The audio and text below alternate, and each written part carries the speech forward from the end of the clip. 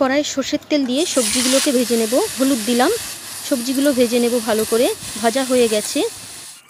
আবার কড়াই সর্ষের তেল দিয়ে গোটা গরম মশলা, তেজপাতা, শুকনো লঙ্কা, গোটা জিরে, পেঁয়াজ, কাঁচা লঙ্কা, আদা কুচি, লবণ, জিরে, ধনে আর হলুদের গুঁড়োটা দিয়ে ভালো করে নেড়ে নিলাম।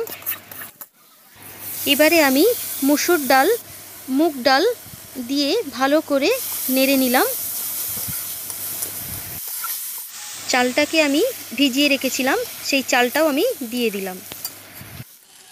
এবারে ভেজে রাখা সবজিগুলোকে দিয়ে দিলাম, দিয়ে কিছুক্ষণের জন্য ভালো করে আমি নাড়াচাড়া করে নিলাম।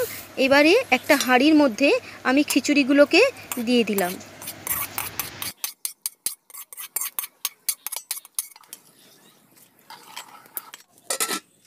খিচুড়ি রেডি হয়ে গেছে। এই খিচুড়ির সঙ্গে আছে বেগুন ভাজা, পাঁপড় ভাজা আর চিকেন কষা।